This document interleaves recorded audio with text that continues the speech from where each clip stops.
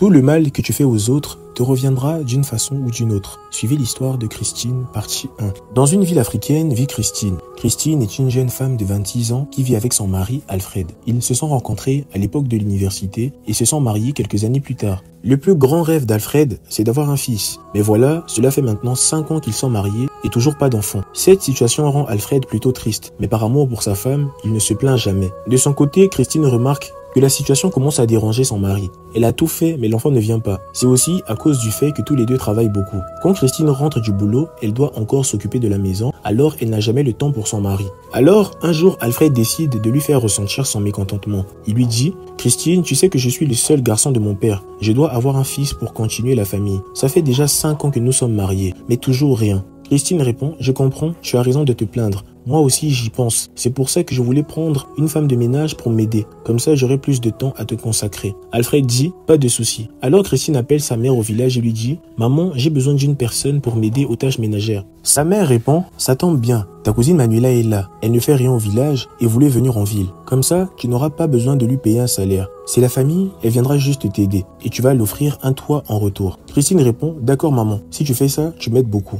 Alors sa mère va voir la mère de Manuela et lui dit « Ma fille a besoin d'aide pour les tâches ménagères. J'ai pensé à Manuela. » La maman de Manuela répond « D'accord, je vais en parler avec elle. » Elle va voir sa fille et lui dit « Ta cousine, la fille de ma sœur, a besoin d'aide en ville. » Manuela saute de joie. « Enfin, je vais quitter ce village. » Mais sa mère lui répond « J'ai un mauvais pressentiment. Je ne veux pas que tu partes. » Mais Manuela dit « Maman, encore tes histoires de superstition. Tu veux que je passe toute ma vie dans ce village? Non maman, cette fois, je pars dès demain. » Sa mère lui dit « Tu es une grande fille, tu fais ce que tu veux, mais sache que mon cœur est contre cette idée. » Manuela ne veut rien entendre. Le lendemain, elle prend le bus, direction la ville pour rejoindre sa cousine. En arrivant à la gare, Christine la récupère dans une belle voiture. Manuela est très impressionnée. « Waouh cousine, comment as-tu eu tout ça ?» Christine répond fièrement « Je suis tombée sur un bon mari, beau, intelligent et riche. C'est lui qui m'a acheté cette voiture. » Manuela dit « Tu as beaucoup de chance cousine. » Elles arrivent alors à la maison et Manuela rencontre Alfred. Alfred lui dit « Enchanté, moi c'est ton beau-frère. » Mais Manuela reste figée. Elle trouve Alfred très beau, elle est impressionnée par sa beauté. Après ça, elle s'installe dans sa chambre. Elle est très contente d'être là.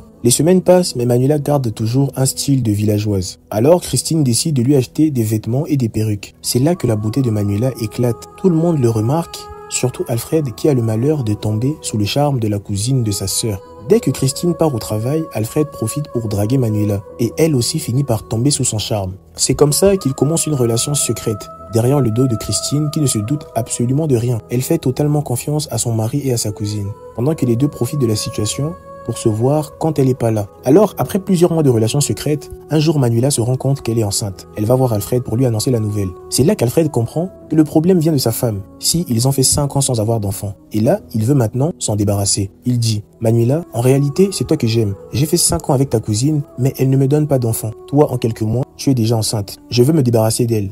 Mais le seul problème, c'est que si je divorce, je perds la moitié de mon argent. » Manuela répond « Moi aussi je t'aime et je veux être avec toi. Mais comment on va faire pour se débarrasser d'elle ?» Alors Alfred dit « Je ne sais pas comment faire pour me débarrasser de cette femme stérile. Je veux élever mon enfant avec toi. » Manuela le regarde froidement et répond « Alors tuons-la, tout simplement. » Alfred répond « Mais c'est ta propre cousine. » Manuela rajoute par la suite « Si tu m'aimes réellement, tu n'hésiteras pas. Si tu la tues, on pourra rester ensemble et élever notre enfant. » Alors Alfred répond « D'accord, faisons ça. Mais si nous la tuons, nous serons accusés de meurtre et on va aller en prison. Nous devons faire passer ça pour un accident, alors trouvons un plan. » Plus tard, Christine rentre du travail. Ils dînent tous ensemble comme d'habitude, l'ambiance est agréable. Christine dit à sa cousine « Je suis tellement contente que tu sois là. Avant, je me sentais seule, mais depuis que tu es ici, tout va mieux. » Manuela répond « Moi aussi cousine, je te remercie de m'avoir fait venir. Grâce à toi, je suis beaucoup plus épanouie. » Après le dîner, tout le monde va dormir. Mais tard dans la nuit, Alfred se lève discrètement et sort pour trafiquer la voiture de sa femme. Une fois son sabotage terminé, il retourne se coucher comme si de rien n'était. Le matin, comme habituellement, Christine se prépare pour aller au travail sans se douter de rien du tout.